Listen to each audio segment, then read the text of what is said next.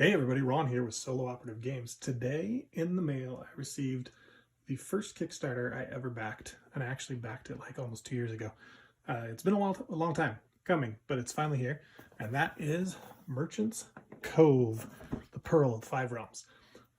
What drew me to this game, why I backed it, one was the look of it, it's just beautiful. Two, the asymmetric nature. Every player is playing a different kind of merchant. And then also the attention to detail on the solo play. This not only is solo is not an afterthought. It's not a 2 to 4 player game with a solo variant. You know, it's truly a 1 to 5 player game. So let's, not a true unboxing because I've already unboxed it and built all the components, but I want to talk about some of the components, what I really like, and maybe some things that I don't. So let's open this thing. It's a big box. Even when it arrived, it actually had spacers in it, so the box didn't even sit all the way on top, so that I could fit everything in there. So that's pretty cool. There's a lot in here.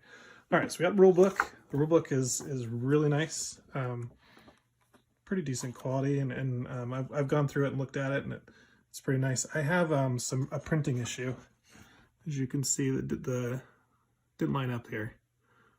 So I'm gonna mail them and see if I can get a new rule book. Just for that one page, it seems, was the only problem I had. So there's the first issue. I had an issue with the printer, but otherwise the actual rules are great. The board is really heavy-duty cardboard, so it should be fine. Let's move the box out of the way. It's a little bit of a puzzle to open though. That's fun. There we go. So not like a straight up rectangular board like other board games, right? It's got a really nicely done board here. Can't even get it all in the shot because it's so big. So this game's going to be a little bit of a table hog on my table anyway, because I've got a small table. If I put this big board here, plays up to 5 players, so 5 people each with their own little boards.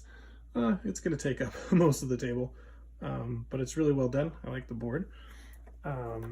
Let's try and figure out how to fold that baby up. Oh, don't break anything before I've even played it. And now we get into the actual each of the different boards for the merchants. So this is the Chronomancer, I believe. He actually has 2 meeples, or 2 actually figures that come with them, and they work in tandem to kind of go around the board, and they can shift things and pause time. This game has a lot to do with time. Like each action has, okay, you took 1 time or 2 time to do that, but the Chronomancer can kind of like alter some of that and stuff. So he's pretty cool. You've got the Blacksmith. His is a dice game, so he forges weapons and armor by doing various dice. So you're going to be rolling dice, trying to get high values, matching colors, all that kind of stuff. So we'll talk about him in a minute.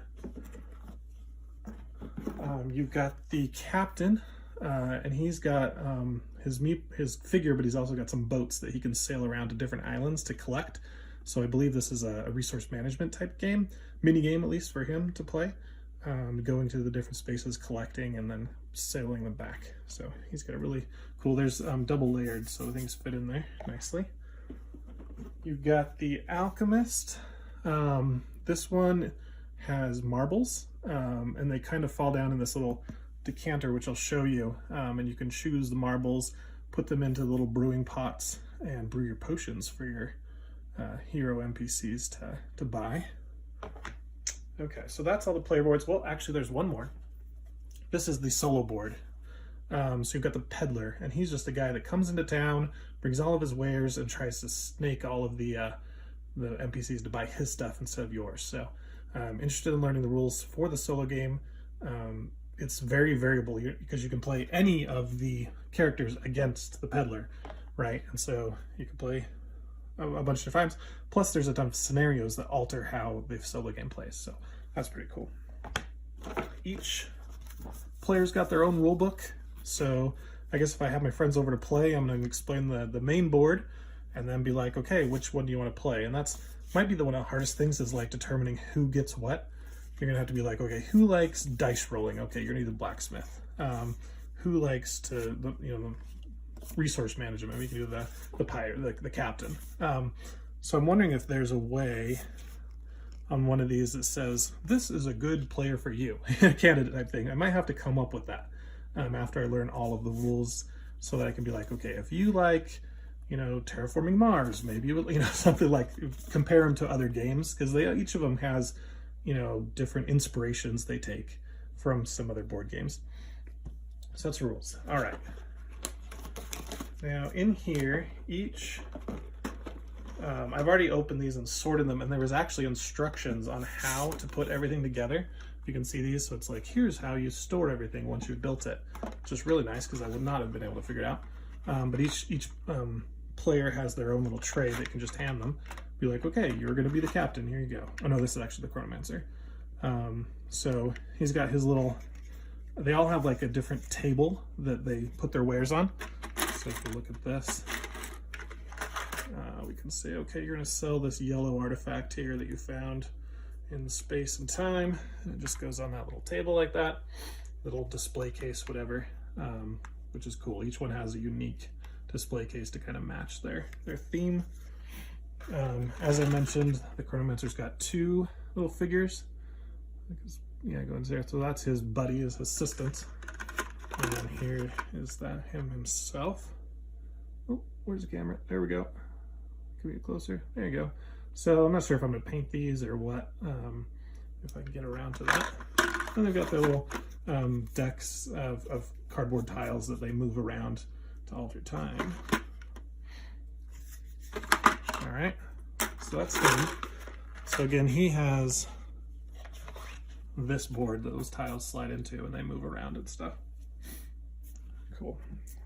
I'm gonna make sure I'm calling him right now. Yeah, Chronomancer. Okay. I was like, if I'm calling him the wrong thing, I'm gonna get a lot of hate. All right, let's look at the next guy. This is the Blacksmith's tray. Hit the camera there. So here's the Blacksmith.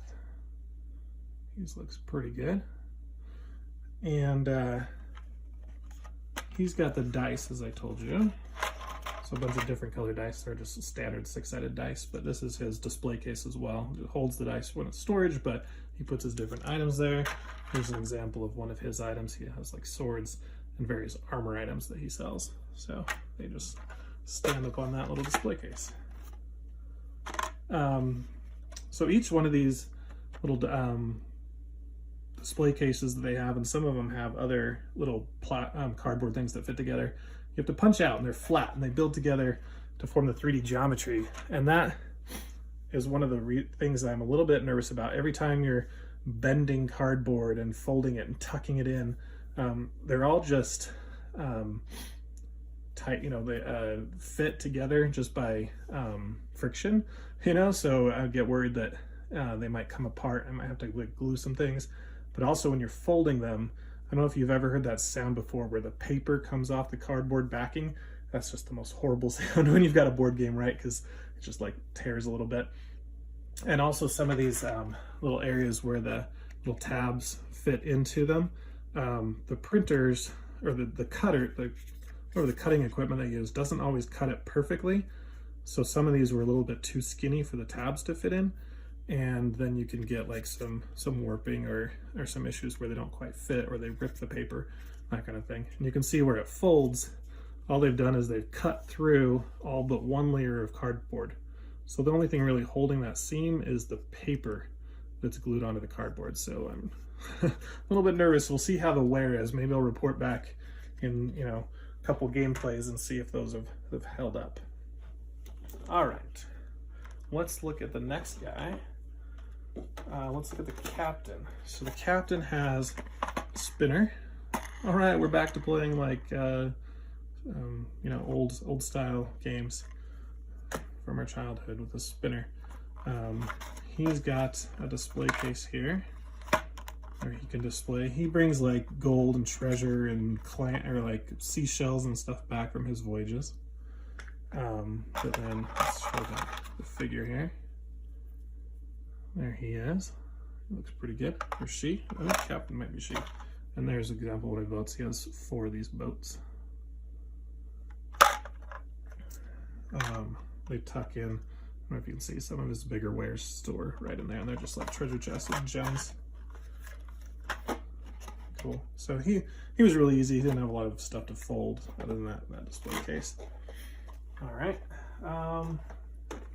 And lastly, in the main box is the Alchemist. So again, you have this decanter that's stored, that goes up on his board, her board. I don't know which ones are boys and which are girls, but the dice come in here. So we've got some black dice, some red and yellow dice here, and green and blue. So they slide in, and then as you take them, then they would slide down, and you build your potions that way. Let's show an example of some of their wares here. Just got these cool potions. The bag, I think, is where the dice come from, or not the dice, the marbles come out of there to get randomized. All right, so that was only the first layer of this box. We've got a second layer. In this big tray, we've got all these meeples here, which are all custom paint, or printed at least. Really nice quality there. They go into this bag, and you'll be drawing them out to put them into the various boats as they arrive into town. But then you have just various cards. These are half-size cards for the different townspeople.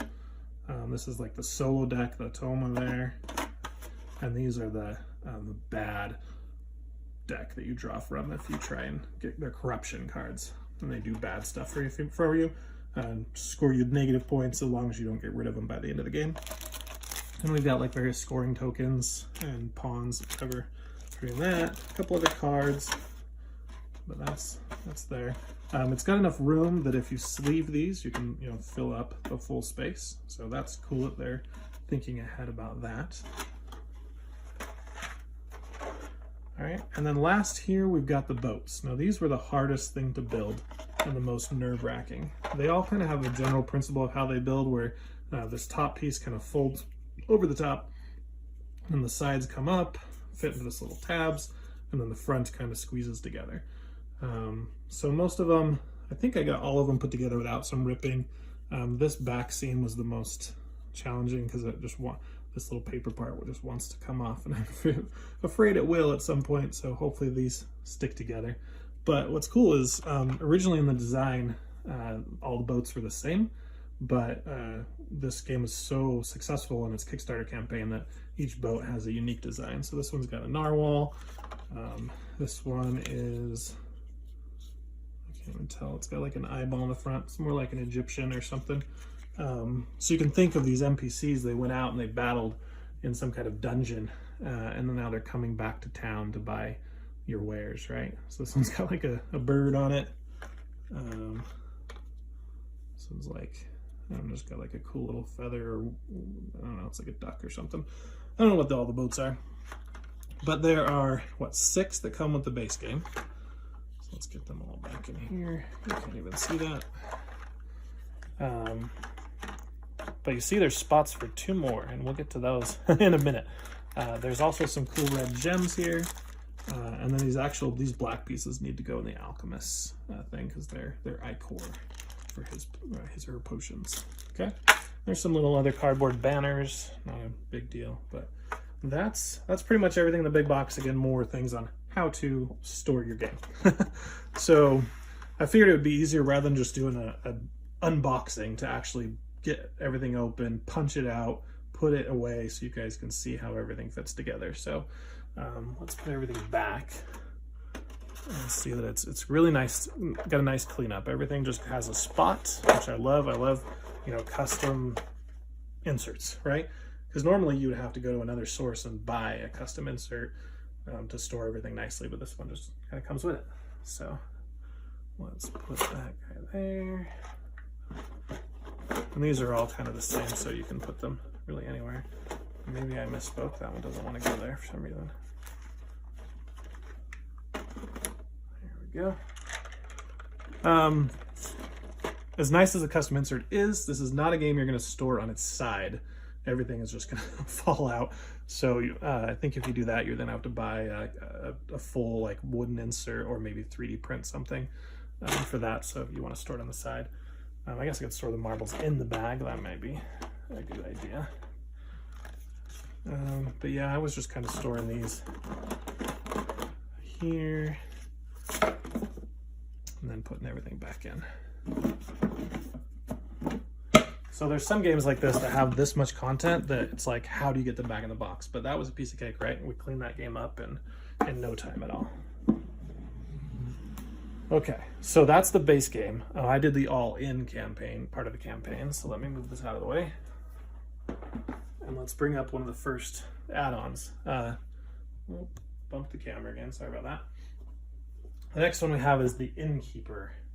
I've got the top of the box over there, but this one, he has his own player board, right? And his display is this big table. And he sells, what do you think? You know, beer or beverages. It comes with some extra meeples. I'm not sure what we'll do with those. I haven't read all the rules yet on each of the guys. Let's open his actual figure. Minifigure. What is this? So he's got, yeah, he's like walking with his big foot, carrying some drinks. There you go. He's also, part of his wares that he can sell is beds. You know, those NPCs are gonna get sleepy, and each bed is two-sided. So if you want to sell to a green meeple, you would have flip this one over, and the yellow meeple. Now here's another problem with, you know, friction-based things is these things were cut too big, so they slide on and off really easy. And actually, this one was cut too small. You can see it actually got damaged a little bit when I put it together. So I'm gonna have to get some super glue or something to stick that one on, and just have to live with a little bit of warping there. So again, these cardboard components are really nice the way they look, but in practicality, I'm worried about their longevity. Okay, so I haven't figured out, I don't think I can store him like in the main box, but I can probably combine the two extra playable characters, playable merchants, into one box, maybe, if I want to consolidate. So that's the innkeeper. Slide in more there. And bring on the what I thought was the last one when I ordered it. This is the Oracle. Now the Oracle is a roll and write. A toss and write. You take some different, these are all her wares, but normally this is a little thing, and you kind of throw them into this dish. So you've got like some bones, and I don't know if that's a meeple. I think that's like a doll. You've also got some four-sided dice here, and whatever. So you throw them into here, and based on how they land in this cup and what's facing up, she gets to do a bunch of different roll and writes. And so there's a felt pen or a dry erase pen here, and we can mark off stuff and do that kind of stuff. So if that's your type of game, then there's one in Merchant's Cove. Cool.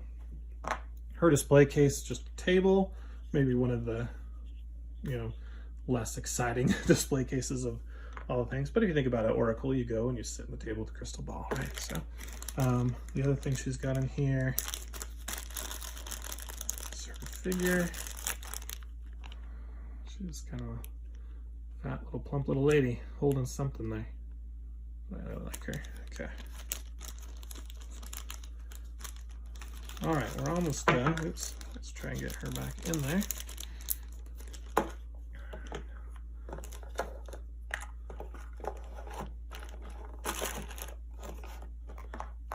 All right, back there. Okay, so that's all of the main parts. Now, in addition to the two extra ones that came with the all-in campaign, those are technically expansions, mini expansions that you can buy. We also get the secret stash. And this is another tiny little box, and it has all of it, details of everything in it right here. But most of these were like stretch goals. And one of the big ones was the solo scenarios. There's a book, 30 something pages of solo scenarios that while you're playing the solo game, you can change. How many are there? 3, 4, 6, there's 18? Or well, technically there's 12 plus a 13th that's 3 chapters long. No, there's 9. There's, okay, I can't do math. There's 12 of them, but 3 of them are one just campaign, almost like 3 chapters. And so while you're playing the solo game, if it's too easy or you want to do a little bit different, you can alter some of the rules to form this little solo scenario, which almost could play as a campaign, I guess, or you could play all of them in a row and try and do it. So it's pretty nice that's one of the main reasons I backed the game once that got unlocked. Okay, so what's in the solo, or the secret stash? Tiny little box here. It's got 3 extra boats. This is like a sun boat and a moon boat. These hold 5 meeples. All the other boats only hold 4. So this can definitely change the strategy and where you place the meeples as they come into town to buy wares.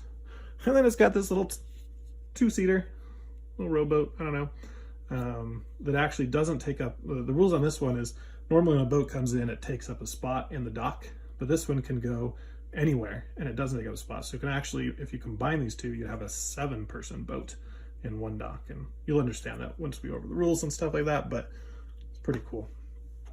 And all those are modular, right? We basically have like a bunch of mini expansions in this thing that we can add or take out as we want to change the game. I'll go over this one later. This is a tiny little mini expansion called the Dragon Island. As you put a bunch of meeples here at the beginning of the game, if you don't want to draw them from the bag, you can pay corruption to draw them here. So you lessen your randomness for the cost of some corruption. So that's pretty cool. We've got more rogues. So in the normal game, it comes with 3 rogues, and that's just what the black meeples, how they behave. So there's one that's just a standard, it does nothing, has no special ability, and there's 2 others that have just an ability that happens when they appear on a boat. We've got, what, 10 more, I think? Let's see, 1, 2, 3, 4, 5, 6, 7, 8, 9, 10, 11 more special abilities for the rogues. So more variability, always a good thing. In here, normally all the boats would come in. You'd have the 4-seaters, the 2-seater if you're playing it, and then the 4-seaters. But this can add more variability where you draw a random one each round and says, okay, this round we're gonna have a 5-seater come in. This one, both the 5s are gonna come in. So that can, you know, tiny little change to the game, but it might change some of your strategies on how you play it. This one just gives rewards for whoever does the best job with each of the factions. So you've got the green, the warriors, the bards, the nobles, and the magicians. Yeah, we're calling those. I don't know the real names for them. And then, so if you get the most of those, you get benefited with some extra things at this end game scoring, basically.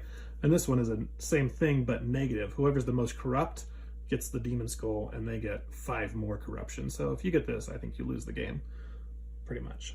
So it can, you know, avoid this. Don't get corrupt and that kind of thing. If it's in the game, if you include it. There's these ones, which are just maybe I'm disappointed in these because they're just cardboards, rectangles. But it's another just variable thing you can add where it's like a random one. These you sell to rogues, basically. They don't sell to the normal NPCs, but they're worth a ton of points of gold. So there, you can play that in. 5 more little meeples. They're all custom painted there, or printed. Really cool little guys there.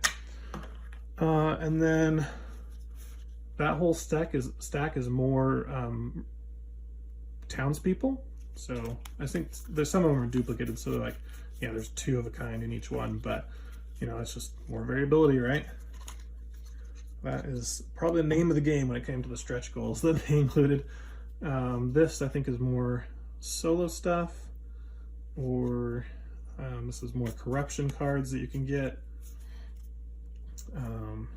So just some extra cards here. And I thought I was done. And then I got spoiled. So spoiler alert right here, guys. I'm about to spoil something. So if you backed Merchant's Cove, you haven't got your copy yet, or maybe you have and you didn't know about this and you almost threw your box away, turn it off now or watch, depending on what you want. But there's something more in this box. Yes, they pulled a Gloomhaven, a Betrayal Legacy. A bunch of games lately have done this, and that's put something under the other thing. And I haven't opened this. I spoiled myself, and I know there's something in here. I don't know what yet. I have not opened this. So let's see what it is.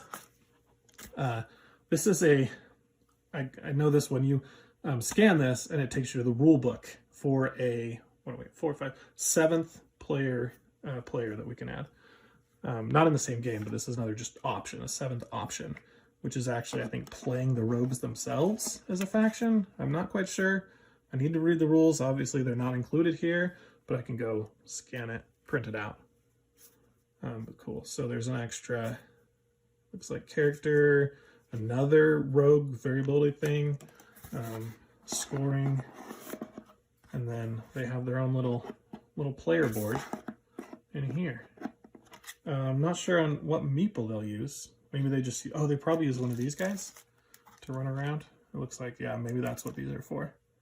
So they can visit towns and do things just like everybody else. So we'll have to learn that. It does look like they maybe interact with some of the other, like this guy says something about the captain. This one, if we can get Sun in there, looks like something with the, I don't know which faction that would be. But, you know, we've got different things here. So we'll have to learn that one as well. Okay, so now, guys, we're truly done unboxing everything. My next plan is to read all the rules, figure out how to play, and then I'm going to do each of the characters in a solo mission versus the peddler.